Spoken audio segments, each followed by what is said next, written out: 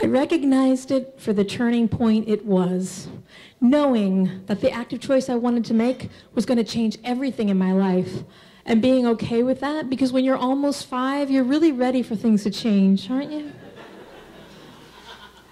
My pain-in-the-neck little brother, who was a baby, me and my mother had spent the entire summer in Oregon, and it was time to go back.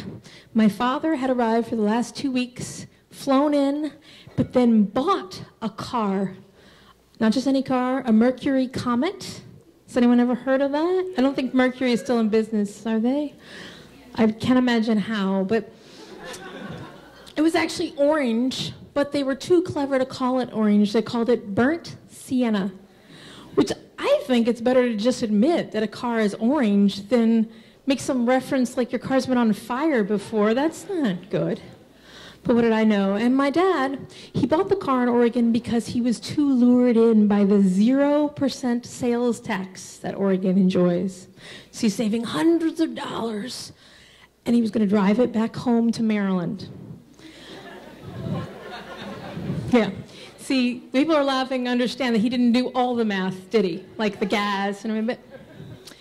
So I decided that I was going to go with him because I was ready to take our relationship to the next level. I didn't just want to be a daughter. I wanted to be a true riding companion, you know, to really talk about stuff in a way that we hadn't been able to talk about anything real since my stupid little baby brother came along. I wanted some one-on-one time. So it may have sounded unselfish, but it really wasn't. I'm telling you the truth. But I said, that's too far for my dad to drive alone. I shall ride with him. And I'm surprised, really, that either parent, looking back, would let me do this. But, you know, my dad said, look, you don't know how long it is. It's a grueling trip, really. And I said, let me be grueled. I want to do this. And I guess I was just so determined that they let the 5-year-old make the decision. And so I went on this road trip with my dad. And these were back in the days when you didn't have an airbag in the front passenger seat or probably anywhere, come to think of it. So I sat in the back in a catty corner. But we'd have all these diagonal conversations, you know. I would talk about stuff that was important to me. Like, is it true that when you get born again, you have some say in what family you land in? Because why would my brother do that to me? He should know I hate him. My father would talk in turn about things that mattered to him, which was mostly baseball, some music.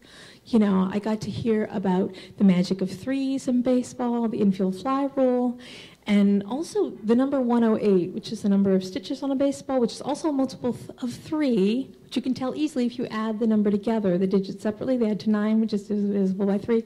It's a math thing. My dad's also a mathematician.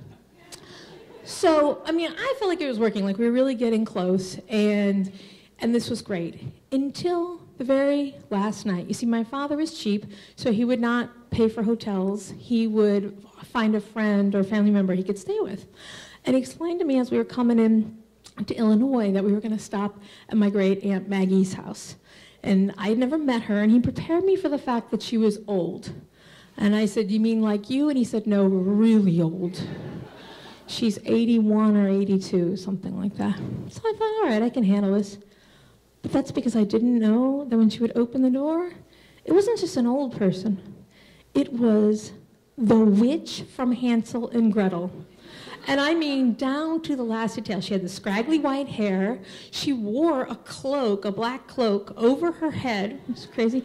She walked with a cane, and she had a long nose with a wart on the end of it. You'd think if you looked this witchy, you wouldn't dress like that, but Aunt Maggie. And I knew a few things instantly. Like, one was my father, while he may know a lot about baseball and math, knew nothing about her identity as the Wicked Witch from Hansel and Gretel. He had no clue. He'd never seen the record album I had that had her clearly pictured in the forefront, scheming as the kids ate candy off her house. I also knew that I had to somehow communicate with my father this information without letting her know that I knew, right? So I tried. I mean, I thought that my father and I got so close that I could do a little mental telepathy. So I looked at him really hard, and I thought, this woman's a witch. This woman's a witch. But they just, I don't know, he wasn't paying attention. There's nothing, no recognition on his part. And I wasn't sure if the witch had come and eaten my great Aunt Maggie, or if my great Aunt Maggie actually was the Wicked Witch. You know, I didn't know how that worked, but it really didn't matter. That wasn't inconsequential at that point. But I had to communicate to my father, and I was thinking how I could be cool or maybe use some kind of code, when all of a sudden my father said, all right, so I'll be leaving. You have fun with your great aunt. What? Leaving? Where are you going? Take me with you. He said, no. I have some friends who live around here, and we're going to go play a card game. What? I can play cards? No. It's adult cards. And he was turning just like that, and was walking toward the door. Well, subtlety was out the window, right? So I actually did something I'd never done before. I lunged for my father, and I grabbed him, bear-style hug around his leg, and I clung to him, and I started screaming, please, take me with you. She's the Wicked Witch from Hansel and Gretel, and she'll bake me and eat me. Please don't leave me with her. And then I saw a look I'd never seen in my dad's face. It was the look from somebody who doesn't know you. He was disgusted. He peeled me off his leg, almost kicking me to the floor, and said, Stephanie Lynn Chapman, you're embarrassing me. You behave yourself. And turned around and walked out the door. So now this was the worst possible case scenario. She knew that I knew what she was, and she gave me a kind of strange look. And you know, looking back, I don't blame my dad maybe as much as I should have, because if your normally logical kid is screaming, you know, not to leave you with a witch who's going to cook you, don't you think you might take a minute just to find out what's going on before you leave? But never mind. I looked at her, and great Aunt Maggie said to me, do you like to read? It was like she was reaching in my head and pulling out information that she could use. I love to read, but I wouldn't give it up. I just looked at her without saying anything. She said, well then, I'm just going to sit over here on this sofa and read from this stack of highlights, children magazines I have. And if you want to listen, you're welcome to come closer. I thought, wouldn't you like that?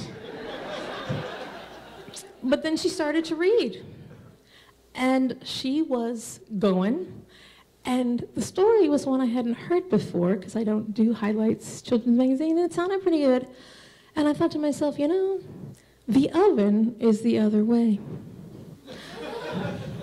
So even though I thought it might be a trick, I inched closer until finally I was sitting on the opposite end of the sofa from her. And I kept getting a little closer and a little closer.